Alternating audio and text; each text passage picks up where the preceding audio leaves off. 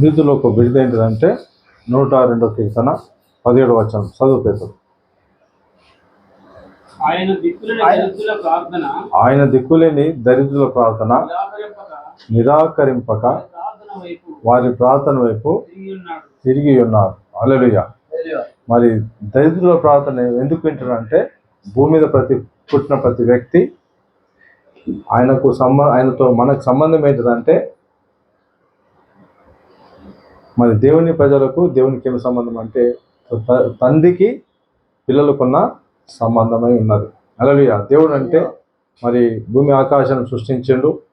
మన తల్లిదండ్రులను నా తల్లి ఎందుకంటే ఉంటే మనకు జన్మనిచ్చారు కాబట్టి, వాళ్ళ ద్వారా మనం పుట్టినాం కాబట్టి.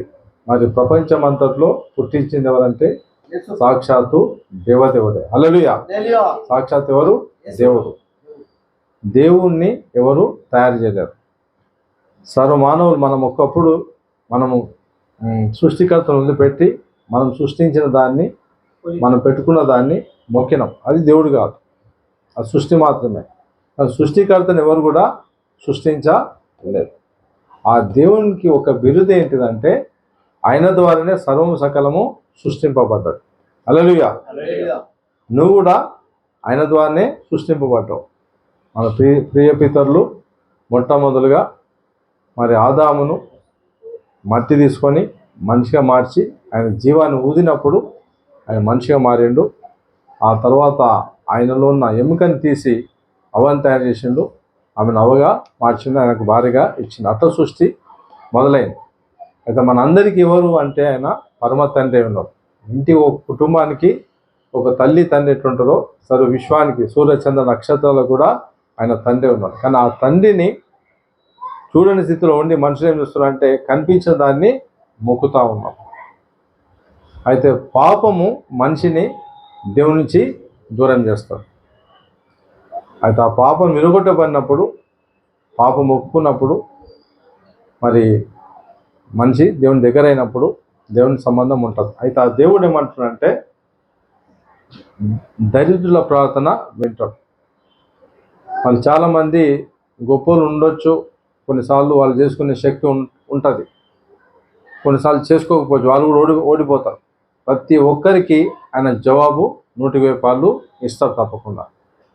ఇంకో విధం ఏముందంటే ప్రార్థన ఆలకించే వాళ్ళ సర్వశరులు మీదకి వస్తారు. నా ప్రార్థన ఆయన ఆలకించింది కాబట్టి ఈరోజు నేను ఆయన బిడ్డగా ఈరోజు ఉన్నా. చిన్న ప్రార్థన, ఒక సమస్య వచ్చింది, ఆ సమస్యలో శాంతి సమాధానం కోల్పోయినా ఒక ఫ్రెండు నిజమైన దేవుడు యేసు ప్రభు అని చెప్పినప్పుడు, నా పాపం ఒప్పుకున్నప్పుడు దేవుడు నాతో మాట్లాడింది. నేను ఎప్పుడు కూడా ఆయన సేవ చేస్తాను అనుకోలేదు. ఒకప్పుడు నేను శత్రువుని విరోధిని, చిన్న మాట, ఒకప్పుడు శత్రువు విరోధమైనప్పుడు కూడా యేసు ప్రభువా నా మాట నేను పాపి, నన్ను క్షమించు, నాకు జ్ఞానం సాధించమంటే మరి కళ్ళు మూసుకుంటే వెలుగు అనిపించింది. ఆ వెలుగులో దేవుడు నాతో మాట్లాడింది. నా కుమారుడా అది నీకు జరునుగా అన్నాడు. నా చరిత్రలో నేను ఎప్పుడు కూడా అనుకోలేదు, ఏమనుకోలేదు, నేను ఒక సేవకుని అయితే దేవుని నమ్ముకుంటా, ఆయనకు పక్కా నేను శత్రువుని, బద్ధ శత్రువుని. నా కులమే నా సర్వం అనుకున్నా, నా మతమే నా సకలం అనుకున్నా. అయితే కనిపిస్తున్న దాన్ని మొక్కిన, కానీ అటువంటి నుంచి నాకు ఎటువంటి జవాబు రాలేదు. ప్రతి దాన్ని మొక్కిన, మరి ఆ వైపు నుంచి నాకు జవాబు రాలేదు కదా. రోజు నా జీవితం ఎట్లయిందంటే క్షీణించిపోయింది. ఇప్పుడు ఉదాహరణకి ఒక కుష్ఠరోగి బహిరంగంగా అరిగి ఎట్లా పోతాడో నా ఉదయం అట్లా కరిగిపోతున్నప్పుడు ఏం జరిగింది, నా ప్రాబ్లం ఎవరు సాల్వ్ చేస్తారు అనే పరిస్థితి లోపల వెతికినప్పుడు నేను పూజినటువంటి పూజల ద్వారా నాకు ఎటువంటి ఫలము దొరకలేదు. ఒక క్వశ్చన్ మార్క్ వచ్చింది నా జీవితంలో. ఏ మార్క్ అది? ఫస్ట్ వచ్చింది, మరి ఇంతగా పూజిస్తున్నా, మరి ఇంతకు దేవుడు ఎవరు? మరి దేవుడు అంటుంటే మాట్లాడాలి. చనిపోయిన వ్యక్తి మాత్రము మాట్లాడు, బ్రతుకున్న మనిషి మాత్రం మాట్లాడు. దీనికన్నా పవర్ఫుల్గా దేవుడు ఉంటాడు.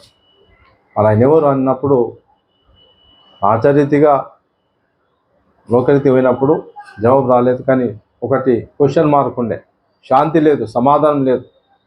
అన్నీ ఉన్నాయి. ఫ్రెండ్స్ ఉన్నారు, స్నేహితులు ఉన్నారు, మిత్రున్నారు, బంధువులు ఉన్నారు, తోబుట్టున్నారు, తల్లి తండ్రి అందరూ ఉన్నప్పటికీ కూడా మరి ఎక్కడి నుంచి కూడా నాకు శాంతి సమాధానము దొరకలేదు. ఒక డిపార్ట్మెంట్లో మా అంకులు మరి అక్కడ జాయిన్ చేసినప్పుడు అక్కడ 30 మంది నాతో పాటు టెంపరీగా పనిచేస్తా పోయినారు. అక్కడ ఒక స్నేహితుడు బ్రాహ్మణుడు, ఆయన స్నేహితుడు మంచి స్నేహితుడు, ఆయన గురువు అటువంటి డబుల్ పీజీ చేసిండు ఆయన.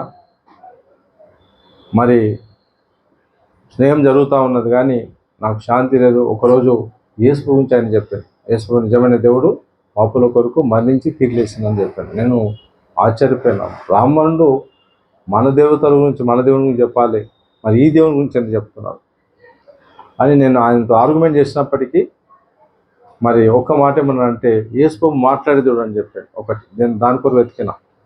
రెండో విషయం ఏమన్నానంటే యేసు శాంతి నిత్య దేవుడు. హల్లెలూయా. ఈ శాంతి ఈ మాట కొరకు నేను వెతికిన. స్నేహితులు నాకు చాలా మంచి స్నేహితులు ఉండే కానీ ఒకటేంటిదంటే ప్రేమ. వాళ్ళు కూడా నన్ను ప్రేమిస్తాను, నేను కూడా వాళ్ళని ప్రేమిస్తాను. కానీ ఒకటి మైనస్ పాయింట్ చూసిన నేను. తల్లిదండ్రులు చూసిన, బంధువులు చూసిన. దేవుని తర్వాత ప్రేమ ఎవరి దగ్గర దొరుకుతుంది? అసలైన ప్రేమ తల్లిదండ్రుల దగ్గర దొరుకుతుంది. ఆ తర్వాత ఇంకొకరి దగ్గర దొరుకుతుంది, ఫ్రెండ్స్ దగ్గర దొరుకుతుంది. కానీ అక్కడ కూడా ఒకటి మైనస్ అనేది కనిపించింది నాకు. ప్యూరిటీ ఎక్కడ కనిపించలేదు నాకు. ప్యూరిటీ లవ్ కావాలి, నిజమైన దేవుడు కావాలి, నిజంగా నాతో మాట్లాడాలి. కానీ అప్పటి వరకు ఎవరు మాట్లాడాలి. యవనప్రాయంలో ఇంచుమించు 18 నుంచి నేను మొదలుపెట్టిన. మరి 24, 23 ఆ ప్రాంతంలో దేవుడు నన్ను దర్శించండు. 24, 25 మరి ఆయన ఏమన్నా అంటే యేసు ప్రభు నిజమైన దేవుడు పాపుల కొరకు మరణించి తీరేసి. నేను అప్పటి వరకు ఏమనుకున్నా అంటే క్రైస్తవులకి యేసు ప్రభు దేవుడు, బ్రిటిష్ వాళ్ళకి యేసు ప్రభు దేవుడు, మనకు కాదనుకున్నా. మరి ఏం బ్రిటిష్ వాళ్ళ దేవుని గురించి చెప్తున్నావు అంటే కాదు, అందరికీ దేవుడు యేసు ప్రభు, అందరి కొరకు మరణించి తీర్లేసాడు, పిలిస్తే పలికే దేవుడు అని చెప్పాను. హల్లెలూయా. మరి అప్పుడు ఆ సమయంలో నా తల్లిదండ్రులు ఉన్నారు, ఇప్పుడు లేరు. కానీ మరి నా తల్లిదండ్రులు కూడా నాకు ప్రాబ్లమ్ సాల్వ్ చేయలేదు. ప్రతి ఒక్కరికి కొన్ని సందర్భాల లోపల సమస్యలు వస్తాయి, కష్టాలు వస్తాయి. తల్లిదండ్రులు ఉన్నప్పటికీ కూడా, ఫ్రెండ్స్ ఉన్నప్పుడు కూడా, ఉద్యోగాలు ఉన్నప్పుడు కూడా, పెళ్ళైనప్పుడు కూడా, వారి పిల్లలు అయినప్పుడు కూడా సమస్యలు రానోళ్ళు అంటూ భూమి మీద ఎవరికి లేదు. హల్లెలూయా. కానీ ఆ సమస్య వచ్చినప్పుడు మనం కూడా చేసుకోలేం. మన దగ్గర డబ్బు ఉండొచ్చు, కొన్నిసార్లు మన దగ్గర బలం ఉండొచ్చు, జ్ఞానం ఉండొచ్చు, తెలివి ఉండొచ్చు, ఏదైనా ఉండొచ్చు. కానీ అది మన సమస్యకు సొల్యూషన్ ఇవ్వలేదు, అంటే సాల్వ్ చేయలేదు. మరి ఈ స్నేహితులు ఏమన్నా అంటే నేను ఆర్గ్యుమెంట్ చేసినప్పుడు కూడా నేను ఏం చేయాలని అడిగాను. అప్పటి వరకు పంతుల మీద కాళ్ళ మీద పడినప్పుడు కూడా ఏ దేవుడు నాకు కనిపించలే, ఏ దేవుడు నాతో మాట్లాడలే. చాలామంది ఏమనుకుంటారంటే ఫుడ్లో ఉంటుంది, ఫంక్షన్లో ఉంటుంది, బట్టలో ఉంటుంది, ఇంటిలో పాటు ఒక మంచి ఇల్లు కట్టుకుంటే ఉంటుంది, ఒక ఉద్యోగంలో ఉంటుంది. ఎక్కడ దొరకలే నాకైతే, ఎక్కడ దొరకదు కూడా అని నేను చెప్తున్నా. హల్లెలూయా. డబ్బులో ఉంటుందని కొంతమంది డబ్బులు కూడా దొరకదు. రోజు రోజుకు మన సుఖభోగాలు ఎక్కువైతే ఇంకా అశాంతి ఇంకెక్కువవుతుంది, నాకు తెలిసినంత మాట. కొంతమంది దురలవాట్లు అంటే సిగరెట్ లోపల, ఆల్కహాలిక్లో ఏదో దొరుకుతాన్ని పోతూ ఉంటాం. వాళ్ళ బతుకులు ఎట్లంటే ఊబిలాగానే ఉంటాయి. ఊబిలో పడినోడు లేస్తాడా? లేవలేడు. పాపంలో పడినోడు లేస్తాడా? లేవడు. ఇంపాసిబుల్, అది కష్టం. అది ఆ పరిస్థితి నాకు వచ్చినప్పుడు మరి యేసు ప్రభు నిజమైన దేవుడు, మాట్లాడే దేవుడు, శాంతినిచ్చేదేవుడు అంటే నేను ఒకటి అడిగినా, మరి యేసు ప్రభు కొరకు నేనేం చేయాలి అంటే ఏమన్నా మంచి కార్యాలు చేయాలన్నా, ఏమన్నా గుట్టలు కొండలు ఎక్కాలని అన్నట్టే అడిగిన. అంటే లోకరీతిగా కొబ్బరికాయలు కొడతారు, దాన ధర్మాలు చేస్తారు. అట్లా అయినప్పుడు భూమి ఆకాశము అయినది, వెండి అయినది, బంగారమే. ఆయనకు నువ్వేమిస్తావు? సర్వపాపుల కొరకు యేసు ప్రభు భూమి మీద అవతరించి, కన్యైన మరియమ్మకు అవతరించి, పరిశుద్ధంగా జీవించి మరి 33 సంవత్సరాలు భూమి మీద బ్రతికి ఆశ్చర్యాలు అద్భుతాలు చేసి అసాధ్యమైన కాదు సుసాధ్యం చేసి మృత్యుని జయించి తిరిగి లేచింది ఆయన. ఇప్పుడు పరలోకం ఉన్నాడు. మన పిలిస్తే పలుకుతాం, ఆయన నామంలో పలుకు అని చెప్పాడు. యేసు నామం అనే అర్థం ఏంటిదంటే బైబిల్ చెప్తుంది ఏంటంటే యేసు ప్రభు పాపను క్షమించేదేవుడు, పాపం నుంచి విడిపించేదేవుడు, ఆయన పిలిస్తే పలికేదేవుడు. మత్తయి సువార్తలో ఏముంటుందంటే 7వ వచనంలో అడుగుడి మీకు ఇవ్వబడును, తట్టుడి మీకు దొరుకును, తీయబడును, వెదుకుడి మీకు దొరుకును అని చెప్పాను. అంతేకాకుండా ఇంకో మాట ఏమన్నా అడుగు ప్రతి వానికి ఇస్తాను, నేను తట్టు ప్రతి వానికి ఓపెన్ చేస్తాను, తట్టు తీయబడును, వెతికే వానికి పొందును, వెతుకువాని దొరుకును, తట్టు అని తీయబడును. మీలో ఏ మనుషుడైనను తన కుమారుడు తన రొట్టెను అడిగిన ఎల్లా వానికి రాతినిచ్చిన, చేపను అడిగిన ఎల్లా పాపునిచ్చిన, మీరు చెడ్డవారి ఉండి మీ పిల్లలకు మన పిల్లలకు మంచి ఈవులు ఎరిగి ఉండగా పరలోకమందున మన తండ్రి తను అడుగువారికి అంతకన్నా నిశ్చయంగా మంచివి ఇస్తా అంటున్నాడు. మంచి ఈవుల్ని ఇస్తారు. అయితే ఒకటి ఏం చెప్తున్నా అంటే ఇక్కడ మెన్షన్ ఏం చేసిందంటే నాకు మీకు సంబంధం ఏంటంటే పరలోకపు తండ్రి నేను, తండ్రికి కుమారుడికి ఎటువంటి సంబంధమో నాకు మీకు అటువంటి సంబంధం. మన తల్లిదండ్రులకు దగ్గర ఓనికి మనం మోమాట పడతామా? పడం. మనం ఏ సమయంలోనే వెళ్తాం. అట్లనే ఒకటి మెన్షన్ చేసింది ఏంటంటే దేవుడు అని చెప్పి మీరు దూరం ఉండొద్దు, కానీ మీరు నాకు పిల్లలు అయి ఉన్నారు కాబట్టి మీకు ఏ సమస్య వచ్చినా, ఏ కష్టం వచ్చినా, ఏ నష్టం వచ్చినా, ఏ ఉపద్రవం వచ్చినా, ఏ రోగం వచ్చినా, ఏ పొట్లాటలు మీదికి పైబడినా నేను మీకు తోడుంటా, మీకు నేను తప్పకుండా సహాయము చేస్తాను. అయితే నేను మరి ఆ సమయంలో నేనేం చేయాలంటే ఆయన ఒక మాట అన్నాడు, సరే తప్పకుండా మాట్లాడతాను, నువ్వు పాపివో అంటే నేను పాపిని అని చెప్పిన. పాపుల కొరకు యేసుపో వచ్చింది కాబట్టి యేసుపో నేను పాపిని, నన్ను క్షమించు, ఆ తర్వాత నువ్వేమడుతూ అడుగుతాను. సరే అడుగుతా అని చెప్పి సంతోషంతో నేను ఇంటికి వచ్చే ముందు ఫస్ట్ ఆగు అన్నాడు. ఆగిన తర్వాత ఏంటి అన్నా, ఫస్ట్ నా పేరు అమర్నాథ్, మా ఫ్రెండ్ పేరు శ్రీనివాసు. అమర్ ఫస్ట్ మొట్టమొదటిగా నువ్వు జ్ఞానం అడుగుమని చెప్పాను. సరే పోయి అని చెప్పి మరి నైట్ ఇంటికి వచ్చేసరికి 2-3 అయిన వచ్చి పండుకున్నా. యేసుపో మాట్లాడతారు కదా నాతో అని చెప్పి సంతోషం పండుకున్నా. ఆ రోజు ఎప్పుడు కానీ సంతోషం పండకపోతుంటే ఆ రోజు సువార్త అందింది నాకు. ఎన్ని నిమిషాలు చెప్పింది సువార్త నాకు? 2 నిమిషాలు కూడా ప్రకటించేసాం. యేసు గురించి ఎన్ని నిమిషాలు చెప్పవచ్చు మనం? 2 నిమిషాలు 3 నిమిషాలు కూడా చెప్పవచ్చు. యేసు ప్రభు సాక్షాత్ దేవదేవుడే భూమి మీద కన్యన మరే పుట్టి పరిశుద్ధంగా జీవించి పాపుల కోసం మంచి తీర్పు చేశాను. 2 నిమిషాలు పట్టలే. మరి యేసు ప్రభు అసాధ్యమైన కార్యాలు భూమి మీద జరిపించాను. 30 సంవత్సరాలు మరుగా ఉన్న లోకానికి 3.5 సంవత్సరాలు తన ప్రత్యక్షం చేసుకున్నారు. అసాధ్యమైన కార్యం అంటే అక్కడ బలవంతులు వచ్చారు, జ్ఞానవంతులు వచ్చారు, చెడిపోయిన వచ్చారు, పాపులు వచ్చారు. తన పిల్లల కొరకు మొరపెట్టుకున్నారు. కొన్ని దయ్యాల చేత ఏమంటారు పీడింపబడిన వాళ్ళు, తనకు సొంతంగా ఆరోగ్యం కోల్పోయిన వాళ్ళు వచ్చారు. మనుషులందరూ వారికి దూరమైన కూడా ఆయన దగ్గరకు వచ్చారు. మన అటువంటి పరిస్థితుల పూట వాళ్ళ పరిస్థితులన్నీ బాగు చేశారు.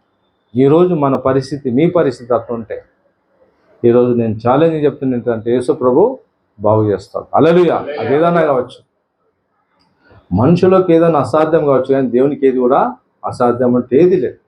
ఇది చేస్తా అది చేయను అనేది ఎక్కడ దేవుడు చెప్పలేదు. ప్రతిదీ పరిస్థితి ఆయన ఆధీనంలో ఉన్నది. నీకు పరిస్థితి దాటిపోవచ్చు, కానీ యేసు ప్రభు మాత్రము ఆయన ఆధీనం ఉంది కాబట్టి శాంతిని ఇస్తాడు, సమాధానం ఇస్తాడు, ఆరోగ్యం ఇస్తాడు, నెమ్మది ఇస్తాడు. నీకు ఆశ ఉండి విశ్వాసంతో నువ్వు ప్రార్థిస్తే. హల్లెలూయా. అయితే ఆ నైట్ వచ్చినా, పడుకున్నా, లేచినా, వాష్రూమ్కి వెళ్ళినా, స్నానం చేసినా, మరి ఒకటి చెప్పిన, ప్రభా కన్ను మూసుకున్నా, యేసు నా మటుకు నేను పాపిని, నన్ను క్షమించు, నాకు జ్ఞానంతో సాధించు ప్రభా అని అడిగినప్పుడు ఒక మెరుపు లాంటి ఒక వెలుగును నేను చూశాను.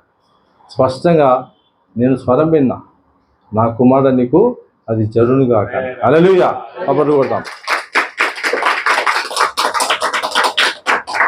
అంతకుముందు చాలామంది నాకు స్నేహితులు ఉండే, జానిస్తాను కూడా, కానీ అంతమందిని వదిలిపెట్టేసుకున్నా.